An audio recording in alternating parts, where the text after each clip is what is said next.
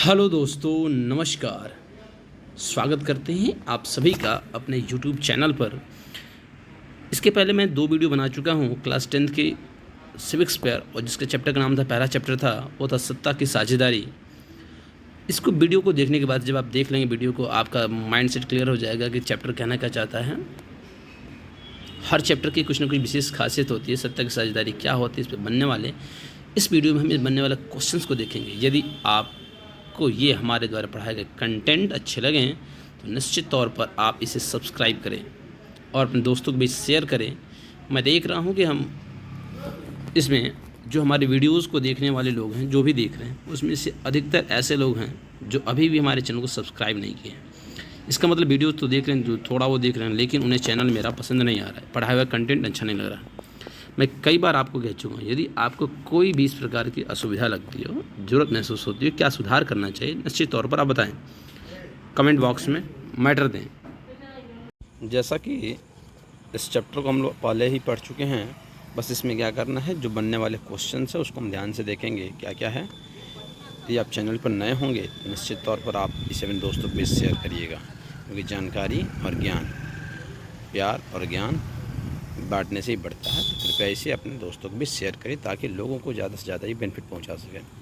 चलिए, तो सत्ता की साझेदारी को हम पढ़ते हैं कि क्या क्या आप मुख्य रूप से कौन कौन सी बातों को आप याद रखोगे। तो सबसे पहले हम जानते हैं कि केस मिला था बेल्जियम का और श्रीलंका का 2 स्थिति था। आप ये जानते हो कि बेल्जियम में देश की कुल आबादी का 59% हिस्सा फ्लेमिश इलाके में रहता है और क्या बोलता है, डच, जबकि 40% लोग वेलोनिया में रहते हैं और कौन सी भाषा बोलते हैं, फ्रेंच। 59 और 40 हो गया 99। 1% लोग थे वो जर्मन भाषी लोग थे। श्रीलंका में सिंहलियों की संख्या कुल जनसंख्या का 74%, जबकि तमिलों का 18%। इसमें भी श्रीलंकाई तमिल का 13 और 5% भारतवंशी तमिल का रहा। 1956 में एक कानून द्वारा सिंहली को राजभाषा घोषित कर दिया गया। 1948 में श्रीलंका एक स्वतंत्र राष्ट्र बना, अर्थात ये अंग्रेज़ों से मुक्ति पाई, आज़ादी पाई। सिंहली समुदाय के नेताओं ने अपनी बहुसंख्या के बल पर शासन पर प्रभुत्व जमाना चाहा। किसके बल पर? बहुसंख्यकवाद के बल पर, बहुसंख्या के बल पर। 1956 बता दिया, कानून द्वारा सिंहली को एकमात्र राजभाषा घोषित कर दिया गया। बेल्जियम ने समझदारी का परिचय दिया और अपने संविधान में कुल 4 संशोधन करेगा, और 4 संशोधन करने के उपरांत, इस संशोधन इसलिए करता ताकि यहाँ पर रहने वाले किसी भी अल्पसंख्यक समुदाय को वहाँ बेगानापन नहीं लगे, ये ना लगे कि हम किसी दूसरे देश में रहते हैं। अब बेल्जियम में जो मॉडल था उसको आदर्श मानते हुए यूरोपीय देशों ने इसे अपने यूरोपीय संघ का मुख्यालय भी स्वीकार किया है। ये आपको जानना चाहिए। यूरोपीय संघ का मुख्यालय कहाँ है पूछेगा तो ब्रसल्स बताएंगे, जो कि बेल्जियम की राजधानी है।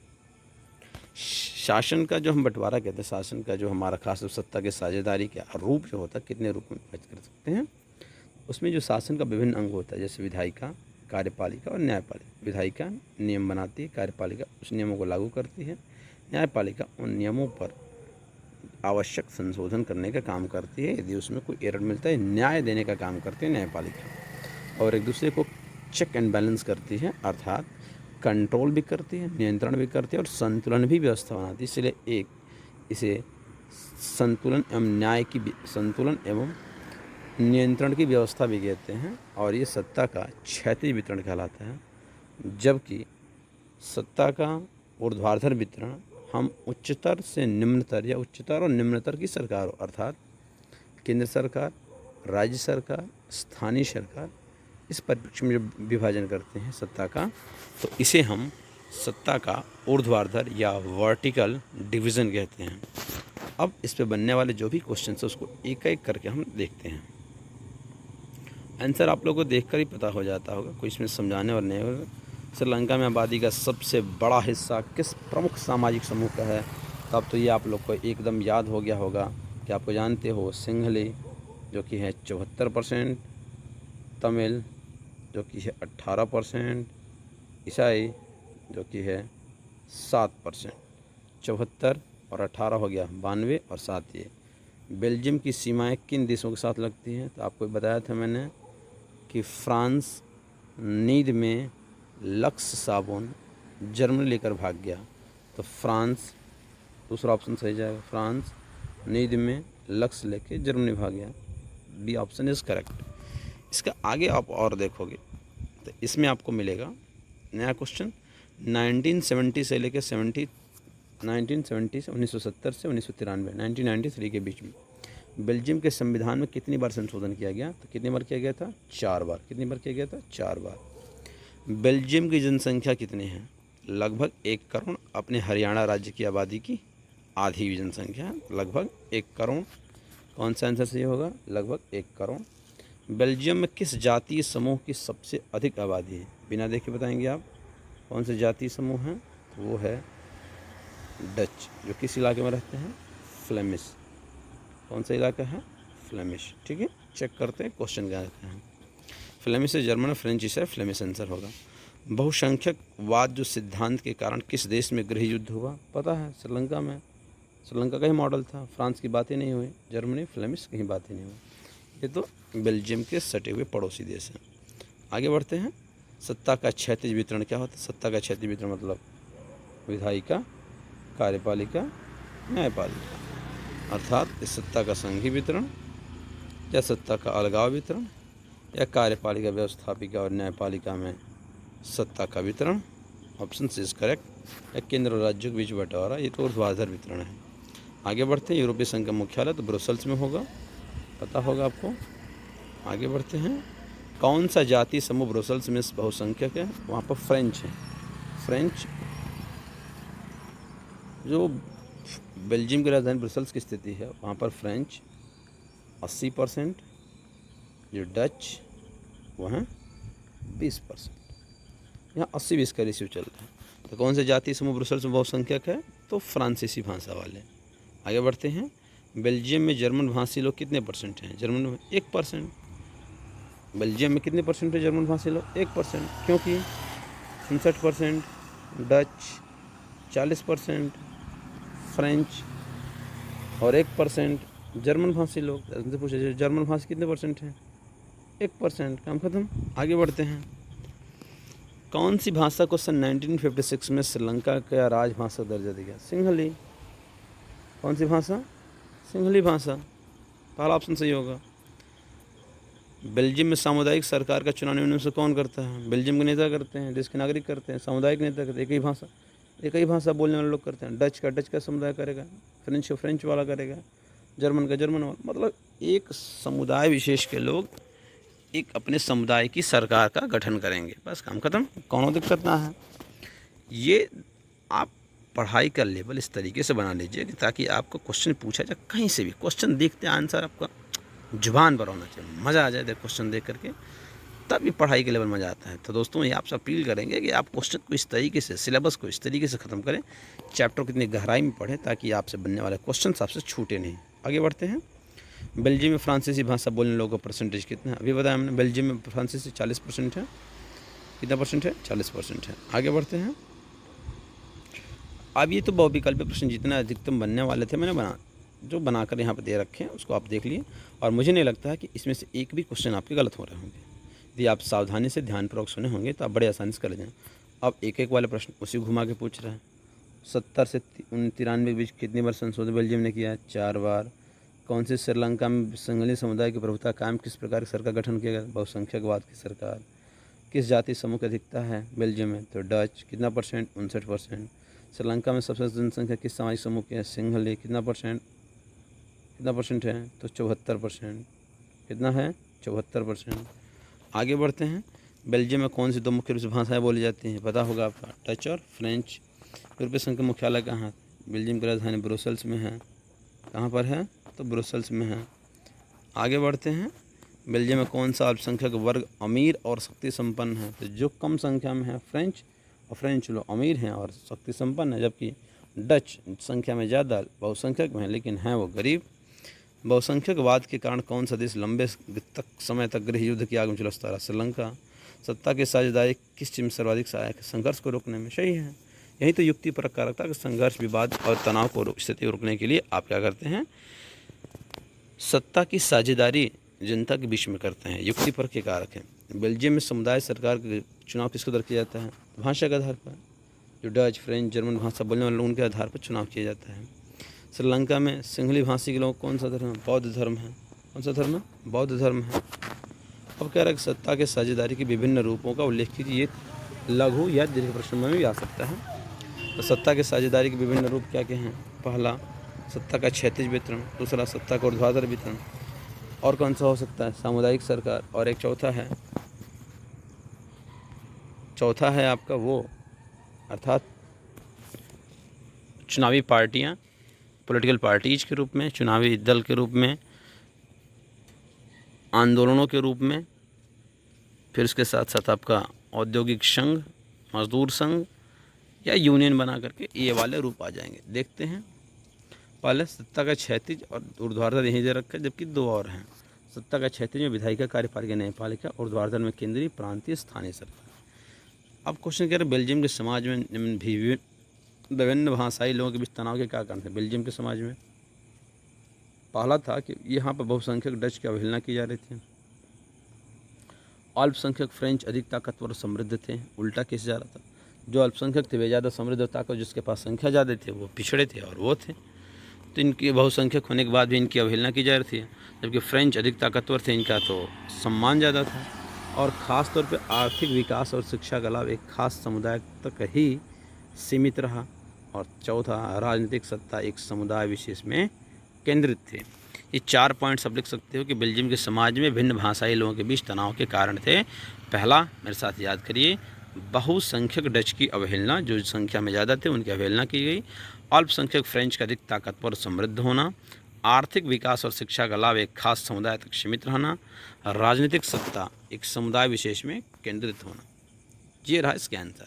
अब श्रीलंका ने सामाजिक तनाव को किस प्रकार से जन्म दिया? बहुसंख्यकवाद के आधार पर। तो इसके भी कारण कई, जैसे बहुसंख्यकवाद के तहत सिंहलियों के हितों का विशेष ध्यान रखना, सभी महत्वपूर्ण क्षेत्रों में सिंहलियों को एकाधिकार प्रदान करना, सिंहली को एकमात्र राजकीय भाषा घोषित करना, और साथ ही साथ तमिलों के हितों को दरकिनार कर देना, तमिलों को राजनीतिक अधिकारों से वंचित रखना। ये ऐसे पॉइंट्स हैं जिसकी वजह से सामाजिक समूहों में तनाव पैदा हुआ श्रीलंका में, और अभी इसका कारण मेन बहुसंख्यकवाद को बढ़ावा देना। सत्ता की साझेदारी क्यों आवश्यक है? तर्क दीजिए। यहाँ पर जो तर्क दिए जाएंगे, यहाँ पर तर्क है। पहला तर्क ये कहा जा सकता है कि सत्ता के साझेदारी युक्तिपरक और नैतिक वाला है। अब उसके पॉइंट्स को विशेषतर यहाँ पर लिख दीजिए। पहला, कि विभिन्न सामाजिक समूहों के बीच टकराव को कम करना, ये आ जाएगा आपके युक्तिपरक तर्क में। दूसरा, यह लोकतांत्रिक मूल्यों के अनुकूल है, ये आ जाएगा नैतिक तर्क में। यह राजनीतिक अस्थिरता को कम करता है, युक्तिपरक। सत्ता में अधिक से अधिक लोगों को भागीदार बनाता है, ये भी हो जाएगा आपका युक्तिपरक और नैतिक, दोनों में कह सकते हैं। अब तर्क हो गए। अब क्या सामाजिक विविधताओं वाले शासन में सत्ता का बंटवारा किस प्रकार किया जा सकता है? वही बात है, पहला, विभिन्न सामाजिक समूह जैसे भाषाई और धार्मिक समूहों के बीच सत्ता का वहन कर सकते हैं, भाषा और धार्मिक समूहों के बीच में। दूसरा कह रहा है सामाजिक रूप से पिछड़े हुए लोगों और महिलाओं को विधायिका में हिस्सेदारी देकर कर सकते हैं। तीसरा, अल्पसंख्यक समुदायों को आरक्षण देकर कर सकते हैं। तो वहीं अत्यंत पिछड़े हुए वर्ग के लिए अलग से सरकारी नीतियाँ बनाकर कर सकते हैं। इसको आप लोग ज़रूर लिखें कि सामाजिक विविधताओं वाले शासन में जहाँ पर बहुत ज़्यादा सोशल डाइवर्सिटी है, वहाँ सत्ता का बंटवारा कैसे करेंगे? तो विभिन्न सामाजिक समूहों को भाषाई और धार्मिक समूहों के आधार पर सत्ता का विभाजन कर सकते हैं। सामाजिक रूप से पिछड़े हुए लोगों और महिलाओं को विधायिका में हिस्सेदारी देकर कर सकते हैं। अल्पसंख्यक समुदाय को आरक्षण दे करके, तो अत्यंत पिछड़े हुए वर्ग के लिए अलग से सरकारी नीतियाँ बना करके। श्रीलंका में पास हुए 1950 के कानून के, अब यहाँ पे समझिएगा, थोड़ा सा वेट करें। श्रीलंका में पास हुए 1950 के अनुसार सिंहली लोग वर्चस्व के 3 प्रावधान। पहला, 1950 नहीं है बेटा, ये है 1956, यहाँ पे कुछ में एरर है। पहला, राजकीय भाषा श्रीलंका का सिंहली भाषा को 1956 में। शिक्षण संस्थाओं और सरकारी नौकरी में प्राथमिकता देना सिंहली लोगों को राजनीतिक प्रक्रिया में स्वतंत्र रूप से भाग लेने का अधिकार, और बौद्ध धर्म की पूजा अर्चना करने की पूर्ण स्वतंत्रता। ये कुछ ऐसे अधिकार थे जो सिंहली समुदाय के लोगों को विशेष तौर पर 1956 के कानून के तहत उन्हें विशेष लाभ मिला हुआ था। सत्ता के ऊर्ध्वाधर और क्षैतिज वितरण अंतर। ऊर्ध्वाधर में 3, 1, 2, 3 मुख्यतया केंद्र सरकार, राज्य सरकार, स्थानीय सरकार, जबकि क्षैतिज वितरण में कार्यपालिका, विधायिका, न्यायपालिका, ऐसे वितरण रहा। अब कारण सरकार के विभिन्न स्तरों में बंटवारा होता है सत्ता का। उच्चतर और निम्नतर सरकारें बनती हैं। इसके निम्नतर अंग उच्चतर अंग के अधीन काम करते हैं। ये रहा ऊर्ध्वाधर वितरण का। ऊर्ध्वाधर में पहला सरकार के विभिन्न स्तरों में सत्ता का बंटवारा होता है। पहला लेवल, दूसरा लेवल, तीसरा लेवल, स्तरों में बंटवारा होता है। उच्चतर से निम्नतर स्तर की सरकार होती है। निम्नतर उच्चतर के डिपेंडेंट होते हैं, अधीन काम करते हैं। जबकि क्षैतिज वितरण में इसमें अंतर्गत सरकार के विभिन्न अंगों के बीच सत्ता का बंटवारा होता है। वहाँ विभिन्न स्तरों के बीच, यहाँ अंगों के बीच। दूसरा, सरकार के विभिन्न अंग एक ही स्तर पर रहकर अपनी शक्ति का उपयोग करते हैं। जबकि अगला क्या रखा है, इसके प्रत्येक अंग एक दूसरे पर नियंत्रण रखते हैं, जो वहाँ पर पूरी तरीके से स्वतंत्र होते हैं। श्रीलंका में बहुसंख्यकवाद तथा इसके प्रभावों का वर्णन करें। इसको कह सकते हैं श्रीलंका में बहुसंख्यकवाद क्या है। पहली बात, एकमात्र राजभाषा सिंहली को, नौकरियों में सिंहलियों को प्राथमिकता देना, विश्वविद्यालयों और सरकारी नौकरियों में, सरकार द्वारा बौद्ध मत को संरक्षण और बढ़ावा देना। बहुसंख्यकवाद का प्रभाव क्या रहा कि तमिलों की नाराज़गी हो गई, शासन के प्रति बेगानेपन को बढ़ा दिया। 1980 के दशक में उत्तर पूर्वी श्रीलंका में स्वतंत्र तमिल सरकार बनाने की मांग शुरू हो गई।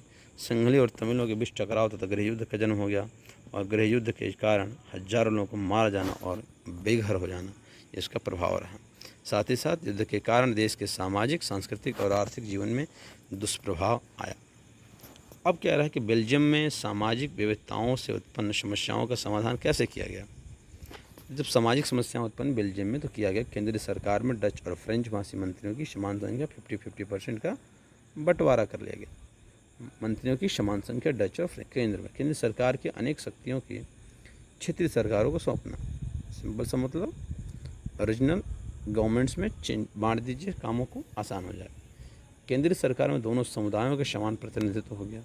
सामुदायिक सरकार गठन, क्षेत्रीय और सामुदायिक सरकारों के विभिन्न मामलों को निर्णय लेने की स्वतंत्रता दी गई।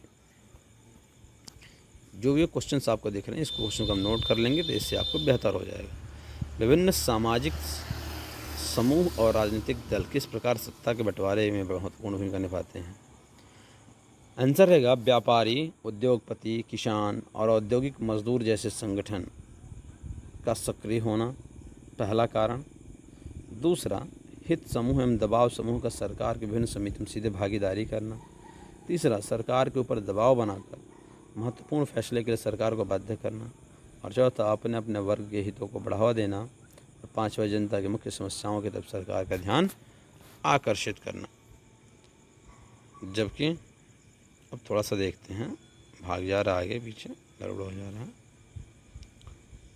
अगला क्वेश्चन देखते हैं, तमिल भाषी लोगों की क्या मांग है।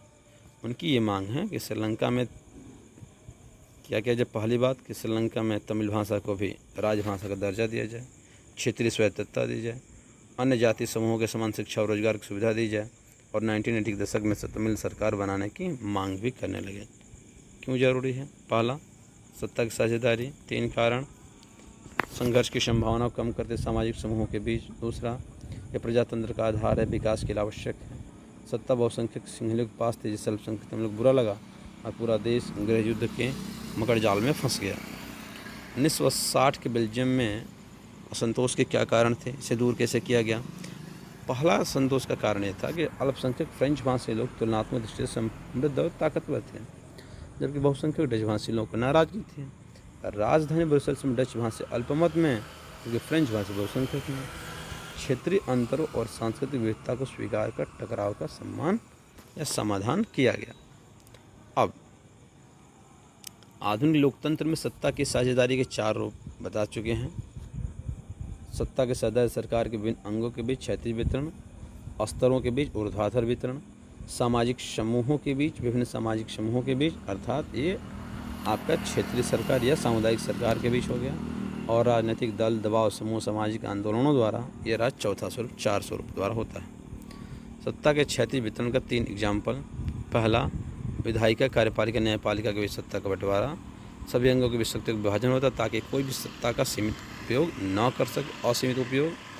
और हर एक अंग दूसरे पर अंकुश रखता है। इस प्रकार सभी के बीच शक्ति संतुलन बना रहता है। ऊर्ध्वाधर वितरण क्या बता चुके हैं। निम्नतर उच्चतर से निम्नतर की सरकार, सत्ता का बंटवारा, केंद्र और राज्य सरकारों की शक्ति का विभाजन इसका अच्छा उदाहरण है। और राज्य सरकार से नीचे के स्तर की सरकारों के लिए भी ऐसी व्यवस्था है। नगर पालिका और पंचायत ऐसी ही इकाइयाँ हैं। श्रीलंका में बहुसंख्यकवाद और इसके प्रभावों का क्या वर्णन रहा। श्रीलंका में 1956 में एक कानून बनाकर तमिलों को उपेक्षित कर सिंहली भाषा को राजभाषा घोषित किया गया। जिस तमिल वर्ग असंतुष्ट हो गया, विश्वविद्यालय और सरकारी नौकरी में सिंहलियों को प्राथमिकता दी गई, जिससे तमिल नाराज हो गए। सरकार द्वारा बौद्ध मत को संरक्षण और बढ़ावा दिया गया, इससे तमिल समुदाय असंतुष्ट हो गए, जिससे श्रीलंका में गृह युद्ध का जन्म हुआ। अब यदि बात करें बेल्जियम में सामाजिक विविधताओं से उत्पन्न कैसे समस्याओं का समाधान किया गया, तो सरकार ने व्याप्त विविधताओं को स्वीकार किया, 4 संशोधन किए। डच और फ्रेंच भाषी मंत्रियों की संख्या समान रखी केंद्र सरकार में। राज्य सरकार केंद्र अधीन नहीं रहेगी। सामुदायिक सरकार का निर्णय या निर्माण एक ही भाषा बोलने वाले लोग करेंगे। इससे सभी के बीच संतुलन स्थापित हो जाएगा। युक्तिपरक और नैतिक तर्क में क्या अंतर है। पहला बात कि लाभ हानि का सावधानीपूर्वक हिसाब लाकर किया गया फैसला युक्तिपरक है, मुक्तिपरक नहीं, युक्तिपरक। नैतिक तर्क सत्ता के उचित बंटवारे का चिंतन होता है। दोनों तर्कों के द्वारा आपसी टकराव को टाला जा सकता है। अगला क्वेश्चन है कि आपका श्रीलंकाई तमिलों ने अपने अधिकारों के लिए इस पर संघर्ष किया। पहले राजनीतिक पार्टियां बनाए, बराबरी की मांग की, स्वतंत्र तमिल इल्लम की मांग की और हिंसा का भी सहारा लिया। अब कह रहा है कि विभिन्न सामाजिक या दबाव समूह और राजनीति किस प्रकार सत्ता के बंटवारे में अपनी भूमिका निभाएं। पहला, ये राजनीतिक दल अपनी विशेषताएं बताकर जनता को प्रभावित करते हैं। व्यापारियों, किसानों आदि वर्गों के हित समूह सत्ता पर दबाव बनाकर सत्ता में हिस्सेदारी प्राप्त करते हैं। वर्तमान में गठबंधन की सरकार साझेदारी का एक अच्छा उदाहरण है। सामाजिक विविधताओं वाले शासन में सत्ता का बंटवारा कैसे किया जाता है। सत्ता का बंटवारा विभिन्न सामाजिक समूहों में भाषा और धार्मिक आधार पर किया जाता है। कमज़ोर और महिलाओं को आरक्षण देकर सत्ता का बंटवारा किया जा सकता है और अल्पसंख्यकों को भी उचित हिस्सेदारी देकर संतुष्ट किया जा सकता है। समझदारी से सत्ता का उचित बंटवारा कर आपसी तालमेल ठीक किया जा सकता है। इस प्रकार से चैप्टर हो गया पूरी तरीके से फिशिंग। मैंने सारे MCQ 1 लाइनर 3 1 नंबर के 2 नंबर 3 5 नंबर के सारे क्वेश्चंस मैंने बता दिए इस चैप्टर से बनने वाले हैं। आशा करते हैं कि आपको ये सेशन पसंद आया होगा। यदि पसंद आएगा तो निश्चित तौर पर अपने दोस्तों को शेयर करिएगा और इसे ज़्यादा से ज़्यादा लोगों तक पहुँचाइए ताकि ये वीडियो लोगों तक पहुँचे और वायरल हो। ठीक है, चलिए तब तक के लिए बहुत बहुत धन्यवाद।